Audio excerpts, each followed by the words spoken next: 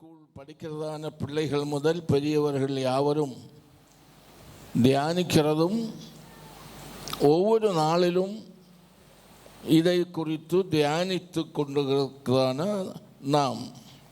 நமக்கு இதில் முதல் வசனம் இப்படி சொல்லுகிறது: கர்த்தர் என் மேய்ப்பராயிருக்கிறார், நான் தாட்சி அடையேன். நல்லொரு மேய்ப்பன் தன் ஆடுகளுக்கு தேவையானவைகளை புல்லுள்ள இடங்களில் ஒரு ஆடுகளை மேய்க்கிற மேய்ப்பனை போல நம்முடைய ஆண்டவராகிய இயேசு கிறிஸ்து நமக்கு மேய்ப்பராயிருந்து நம்மை நடத்துகிறதுனால் நான் தாட்சி அடையேன். மலையாளத்தில் அந்த வசனத்தை வாசிப்போம். 23ஆம் சங்கீதம் 1ஆம் வசனம்.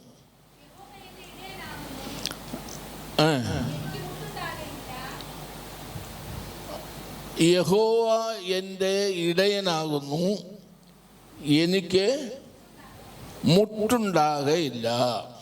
കുറവ് വരാതെ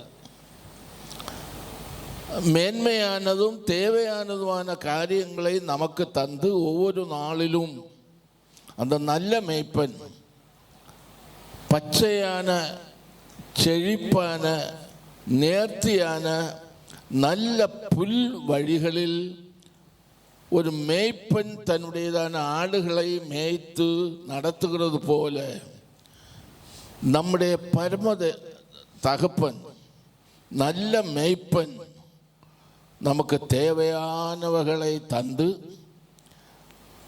பத்திரமாய் பாதுகாத்து நல்ல வழிகளில் நடத்துகிற தேவனாயிருக்கிறார். அதோடு சேர்ந்து ஒரு சில வசனங்களை கூட தியானித்து உட்கார்கிறேன். உபாகமம் 2ஆம் அதிகாரம் 7வது வசனத்தை வாசிப்போம்.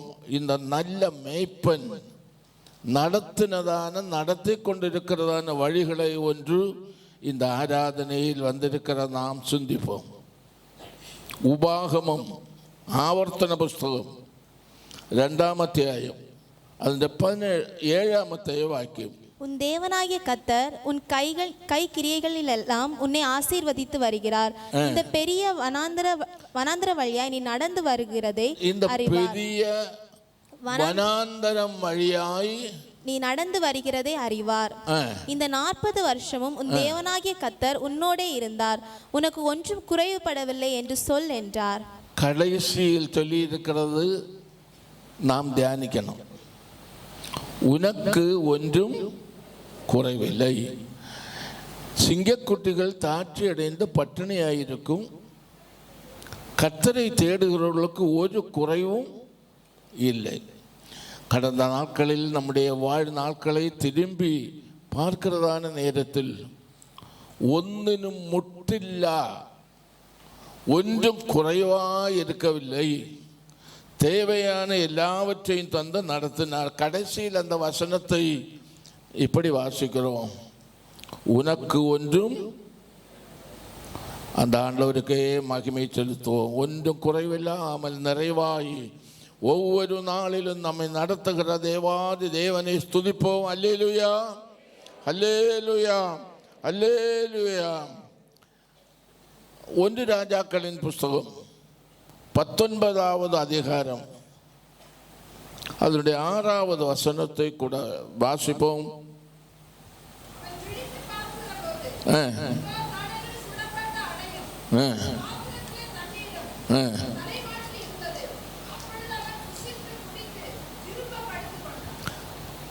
புசித்து குடித்து திரும்ப ஆகாரம் இல்லாமல் இருக்கும்போது, நான் முன்னே சொன்னது போல சிங்கக்குட்டிகள் தாட்சி அடைந்து பட்டினியாயிருக்கும்.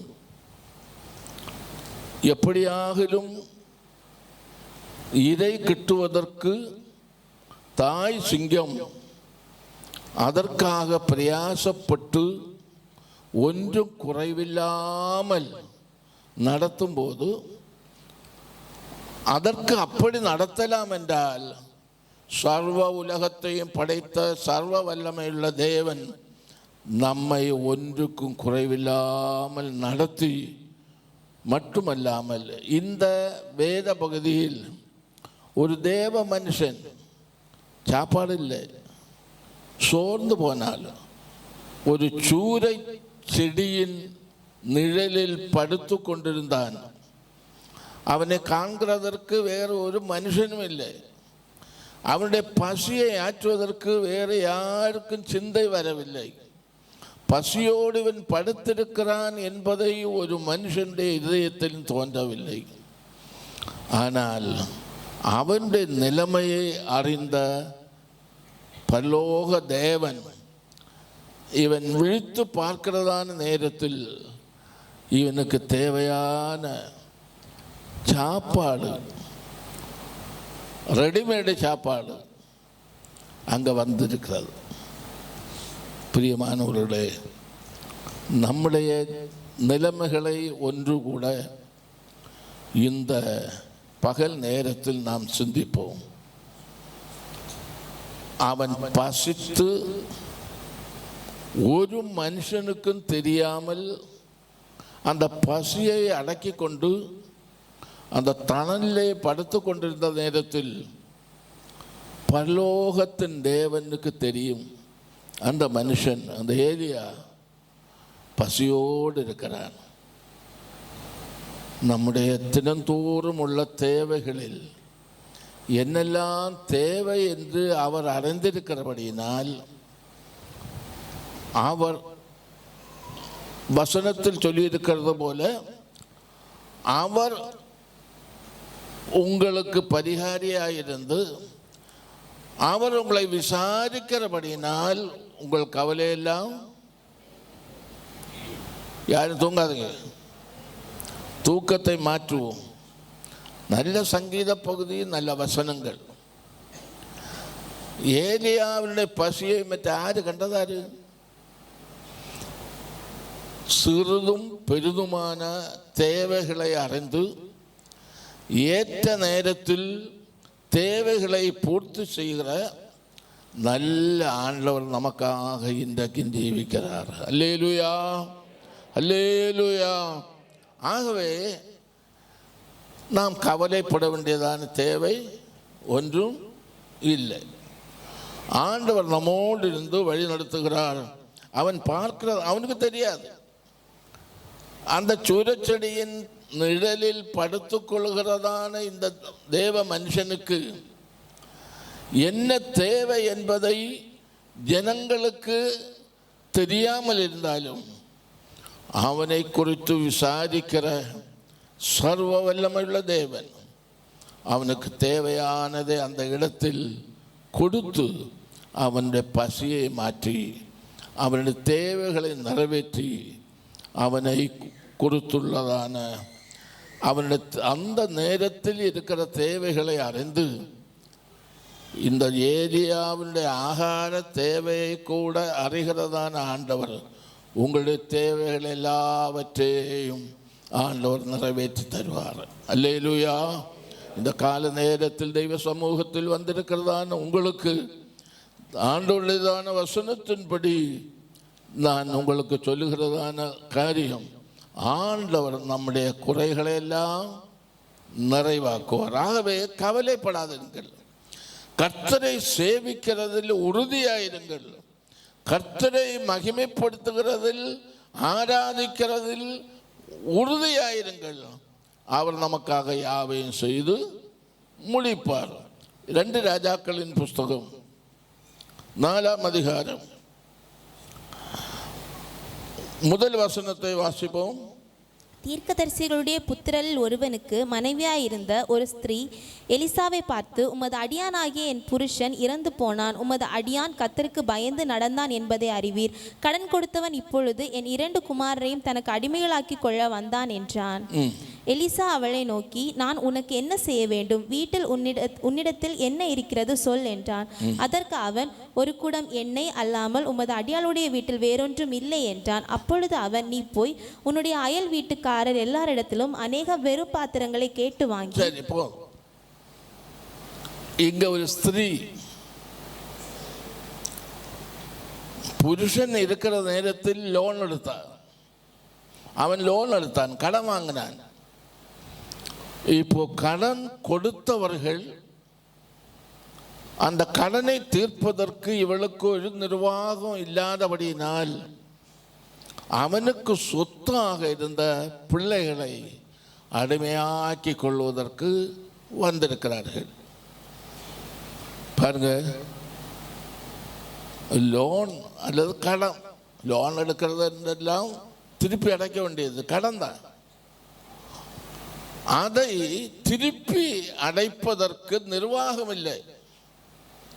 அதனால் அந்த தீர்க்கதரிசிகளின் புத்திரரில் ஒருவனுடைய மனைவி வந்து தேவ மனுஷனோடு சொல்லுகிறார், தேவ மனுஷனே, அந்த பகுதியெல்லாம் உங்களுக்கு தெரியும். ஆனால் அதனுடையதான 7வது வசனத்தை கூட வாசிங்க. என்ன சம்பவித்தது என்று வாசிப்போம். அவள் போய் தேவனுடைய மனுஷனுக்கு அதை தெரிவித்தாள். அப்பொழுது அவன், நீ போய் அந்த எண்ணெயை விற்று உன் கடனை தீர்த்து மீந்ததை கொண்டு நீயும் உன் பிள்ளைகளும் ஜீவனம் பண்ணுங்கள் என்றான். அவன் தீர்க்கதரிசி சொன்னது போல அவள் கேட்டு வீட்டில் வந்து அவருடைய வார்த்தையின்படி செய்ய வேண்டியதை செய்தாள். செய்து திருப்பி அந்த சொன்ன தீர்க்கதரிசனத்தில் வந்து இப்படியெல்லாம் நீர் சொன்னதுபடி நடந்தது என்று சொன்ன நேரத்தில் இந்த வசனத்தில் நாம் வாசிக்கிறது என்ன? ஒன்றோட வாசிப்போம். 7. அவள் போய் தேவனுடைய மனுஷனுக்கு அதை அறிவித்தாள். இப்படி என்ன எல்லாம் கிடைச்சு. அப்பொழுது அவன், நீ போய் அந்த எண்ணெயை விற்று உன் கடனை தீர்த்து மீந்ததை கொண்டு நீயும் உன் பிள்ளைகளும் ஜீவனம் பண்ணுங்கள் என்றான். கேட்டது என்ன?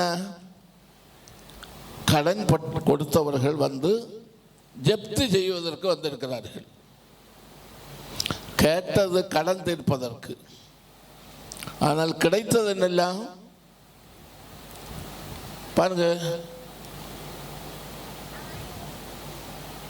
தீர்க்கதரிசியின் மனைவிக்கு சொன்னதான காரியம், நீ போய் அந்த எண்ணெயை விற்று, அடுத்த காரியம் கேட்காதது, கேட்காததையும் கொடுத்தார். கேட்டது கடன் தீர்க்க வேண்டும். ஆனால் தேவன் அவளுக்கு கொடுத்தது தொடர்ந்துள்ளதான நாட்களில் அவளுடைய வாழ்க்கைக்கு, அவளுடைய பிள்ளைகளுடையதான வாழ்க்கைக்கும் உபஜீவனத்திற்கு வருமானம் இல்லாமல் இருந்ததை கூட ஆண்டவர் அடைகிறார்.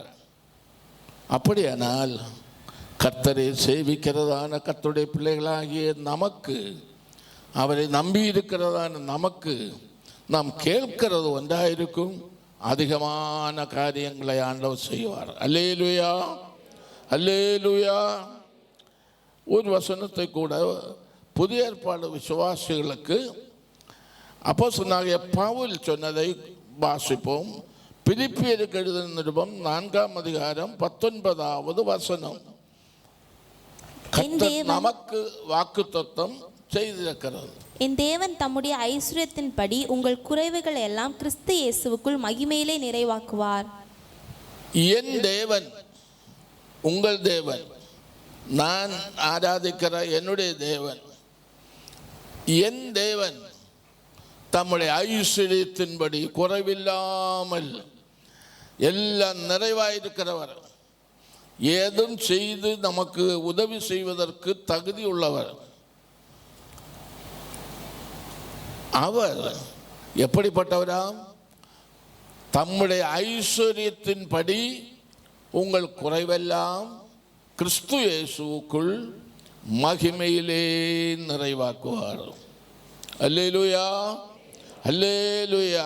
விசுவாசிங்க, அதை நம்புங்க. இந்த வசனத்தை பரிசுத்த ஆவியானவர் நமக்கு ஒன்று கூட சிந்திப்பதற்கும் தியானிப்பதற்கும் தந்திருக்கிறார். குறையெல்லாம் கிறிஸ்து இயேசுவுக்குள் மகிமையிலே நிறைவாக்குவார். உங்கள் குறையெல்லாம் மாறும், உங்கள் கடபாரம் எல்லாம் மாறும்.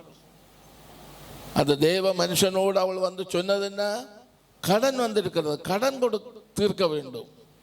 அவளுக்கு கொடுத்தது வருகிற நாட்களில் உபஜீவனத்திற்கான வழியையும் அவர் உண்டு பண்ணி அவளை ஆசீர்வதித்தார். இந்த கால நேரத்தில் கர்த்தரை ஆராதிப்பதற்கு வந்திருக்கிற தேவ பிள்ளைகளாகிய நமக்கு பரிசுத்த ஆவியானவர் காண்பிக்கிறதான காரியம் குறைவெல்லாம் நிறைவாக்கி ஆசீர்வாதமாய் நம்மை நடத்துகிறதான தேவன் இன்று உயிரோடு இருக்கிறார். ஒன்றும் கவலைப்படாமல் அவரை காத்திருப்போம். அவர் நமக்கு நிறைவாய் நன்மைகளை தந்து நாம் நினைக்கிறதற்கும் வேண்டிக் கொள்கிறதற்கும் அதிகமாய் நம்மை அன்பு கூர்ந்து நமக்காக அற்புதங்களை செய்கிற தேவன் இன்று உயிரோடு இருக்கிறார். ஆகவே வருகிறதான நாட்களில் இந்த தேவனை நம்புவோம். குறைவுகளெல்லாம் அவர் நிறைவேற்றி நம்மை ஆசீர்வதித்து நடத்துவார். கர்த்தர் இந்த வார்த்தைகளால் உங்கள் ஒவ்வொருவரையும் ஆசீர்வதிப்பாராக. அல்லேலூயா, அல்லேலூயா.